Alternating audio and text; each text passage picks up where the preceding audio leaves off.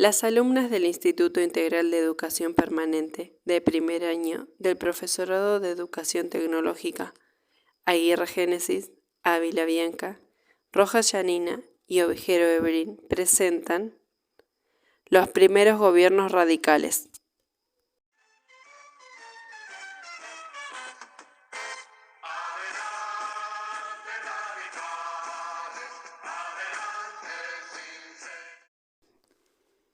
El mundo político argentino estaba muy fragmentado.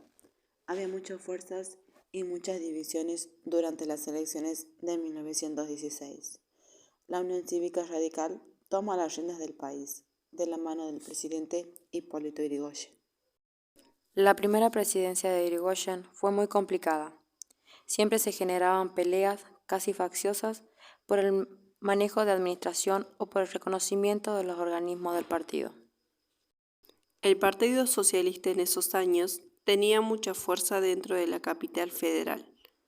Era el único partido que logró competir con cierto éxito durante la presidencia de Yrigoyen. En esos años, la importancia de la imagen era muy fuerte. El Partido Socialista publicó en su diario el 12 de octubre de 1916, la misma fecha que asume Hipólito Yrigoyen, un análisis que realizó en contra de la Unión Cívica Radical, en la que decía lo siguiente. Es indiscutible que el nuevo presidente presenta la voluntad popular y que por lo tanto no tiene significado democrático. El pueblo trabajador sabe que en este día asume el poder un partido popular, pero de origen y carácter burgués, un partido que apoya solamente a los grandes terratenientes y capitalistas, para el cual primeran siempre los intereses capitalistas sobre los derechos de los proletariados. Y justo en ese encabezado tan fuerte fue una imagen de una caricatura que fue creada por Ramón Columba, de Hipólito Yrigoyen, que tenía el título El Peludo. Era tanto el enojo del Partido Socialista con la llegada de Yrigoyen a la presidencia que empezaron a llamarlos los gobiernos de los incapaces, debido a que remarcaban o destacaban mucho la ruptura de los protocolos en las relaciones entre el Poder Ejecutivo y el Poder Legislativo de Hipólito Yrigoyen, que durante su presidencia no concurrían las sesiones de apertura ni enviaban a sus ministros a responder las interpelaciones y en muchas ocasiones desconocían las nuevas disposiciones que se iban tomando en el Congreso. Con la llegada del radicalismo significó un cambio rotundo al régimen, que el pueblo ya estaba acostumbrado. El primer gobierno radical se encargó de integrantes de muchos hombres que tenían otros orígenes y después formaron parte del elenco del gobierno y el parlamento. Muchos de los altos funcionarios y diputados fueron hijos de inmigrantes. También se trató de retomar los pueblos que la oposición tenía ya en su poder. Buscó desactivar las bases de la oposición mediante intervenciones en las provincias y en algunas ocasiones más de una vez. Se acercaban las próximas elecciones en 1921. Comenzaban las negociaciones para definir la próxima candidatura radical.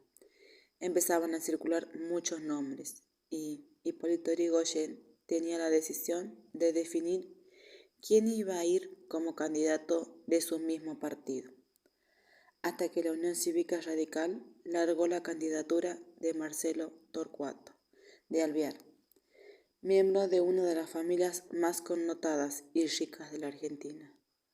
Fue uno de los radicales cofundador de los primeros tiempos. Durante la presidencia de Yrigoyen formó parte dentro de los 8 diputados del partido. Ya al siguiente año se realizaron las campañas electorales del 1922. A pesar de los casos de violencia que realizaron debido a los grupos conservadores, el radicalismo ganó nuevamente las elecciones.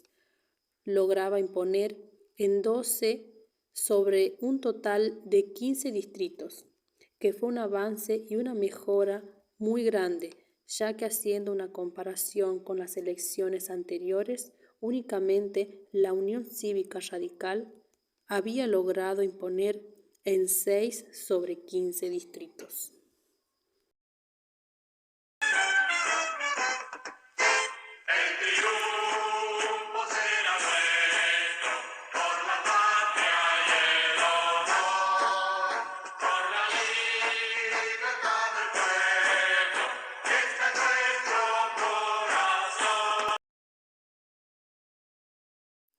En el año 1924, los radicalismos sufren una división. Muchos senadores radicales no estaban de acuerdo con el pensamiento que tenía Irigoyen. Para ellos, Irigoyen violaba las reglas del juego político y decidieron crear otra fuerza llamada Unión Cívica Radical Antipersonalistas. Debido a estos conflictos, se generaron y surgieron muchos problemas, tanto que se trasladaron dentro del Congreso, donde los diputados llegaron a obstaculizar varias de las iniciativas sugeridas por el Poder Ejecutivo. Debido a esta situación, en el año 1925, el presidente Marcelo de Alvear clausuró por decreto las sesiones extraordinarias en vista de las actividades legislativas eran casi nulas. Durante los años 1925 y 1928, Hipólito Yrigoyen preparaba su candidatura para retomar con la presidencia de Argentina. A pesar del desafío que significó lograr sacar la Unión Cívica Radical Antipersonalista que se había asociado al Partido Socialista en el año 1928, logra ganar las elecciones obteniendo un total de 839 votos y 249 electores. Y la Unión Cívica Radical Antipersonalista, junto con los movimientos socialistas, lograr sacar 439 votos y 127 electores.